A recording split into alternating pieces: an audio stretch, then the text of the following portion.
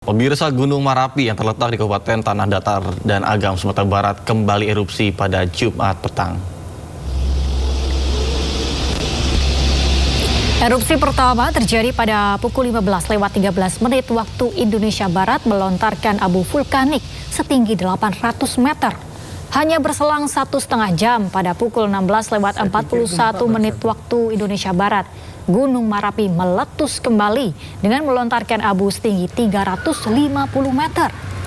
Erupsi yang diikuti hembusan terus-menerus mengakibatkan hujan abu yang cukup tebal melanda daerah Salimpaung, Kabupaten Tanah Datar. Saat ini Marapi berstatus waspada atau berada pada level 2. Warga dilarang beraktivitas dalam radius 3 km dari puncak Gunung Marapi. Sementara di Flores Timur, Nusa Tenggara Timur, Gunung Lewotobi laki-laki juga beberapa kali erupsi sepanjang Jumat dini hari hingga pagi. Erupsi terbesar tercatat pada pukul 2.09 waktu Indonesia Timur dengan tinggi kolom abu letusan mencapai 3.500 meter di atas puncak atau sekitar 5.084 di atas permukaan laut. Erupsi terekam di seismograf dengan amplitudo maksimum 47,3 mm dan durasi 102 detik.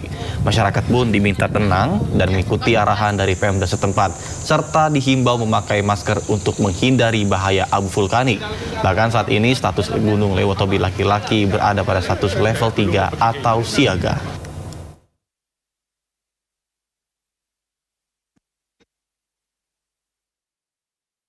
Kita ke informasi lainnya, pemirsa. Polisi ringkus 2 begal sadis di sejumlah TKP di wilayah Pantura, Indramayu, Jawa Barat. Dari tangan tersangka, polisi menyita sebilah golok, uang hasil begal, dan 1 unit kendaraan hasil kejahatan.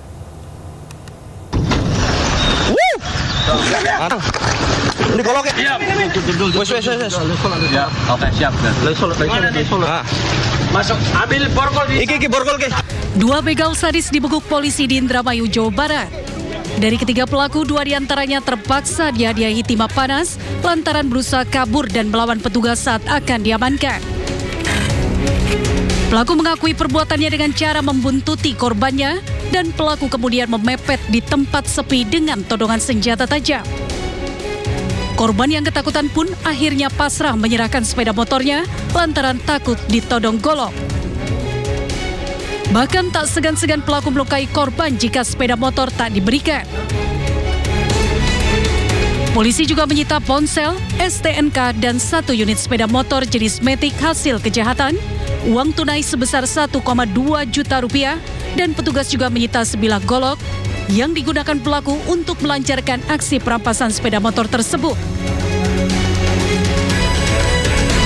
Saat ini kami telah berhasil mengamankan 2 pelaku pencurian dan kekerasan dan 1 orang pelaku penadah. Ini keduanya residivis atau gimana, Pak?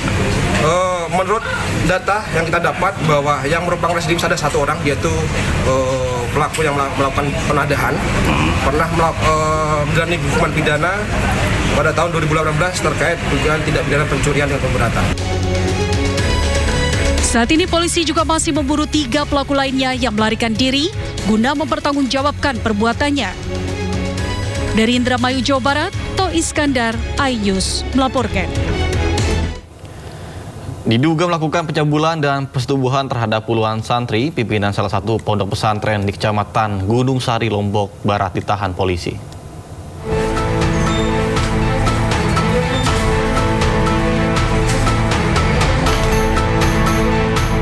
Setelah melakukan serangkaian proses penyelidikan dan penyidikan, Satreskrim Polresta Mataram akhirnya menetapkan tersangka dan melakukan penahanan terhadap pimpinan salah satu pondok pesantren di Kecamatan Gunung Sari, Lombok Barat, berinisial AF, 60 tahun. Kasat Reskrim Polresta Mataram, AKP Regi Halili, menjelaskan ada 2 laporan polisi dalam kasus AF, yakni laporan pencabulan dan laporan persetubuhan dengan korbannya berjumlah 10 orang. Polisi mengantongi sejumlah alat bukti seperti keterangan saksi, ahli, dan visum. Penetapan tersangka dan melakukan penahanan ke yang bersangkutan.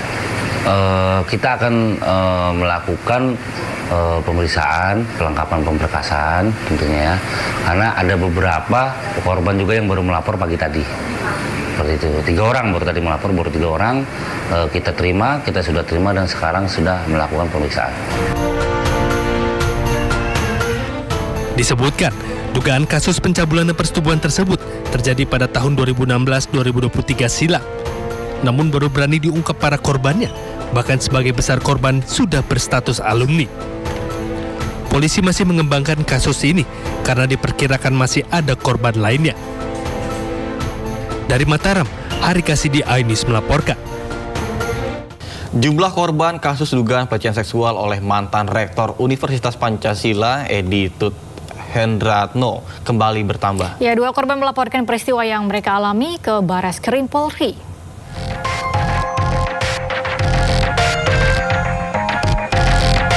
Kedua korban kasus dugaan pelecehan seksual oleh mantan Rektor Universitas Pancasila datang didampingi kuasa hukumnya di gedung Bareskrim Polri, Jakarta Selatan. Mereka tidak hanya membuat laporan, tetapi juga berkonsultasi langsung dengan Direktorat PPA dan PPO Polri. Menurut kuasa hukum korban, peristiwa yang dilaporkan kliennya mencakup pelecehan verbal yang terjadi di salah satu mal serta pelecehan fisik yang terjadi di Jakarta Selatan pada tahun 2019 silam.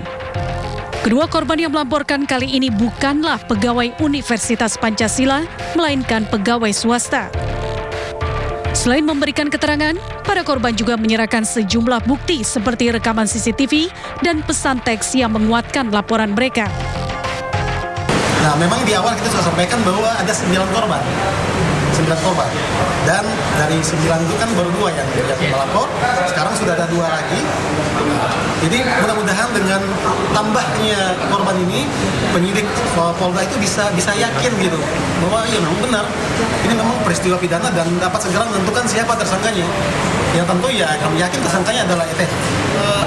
Keterangan yang ahli berikan itu masih kurang tegas soal itu.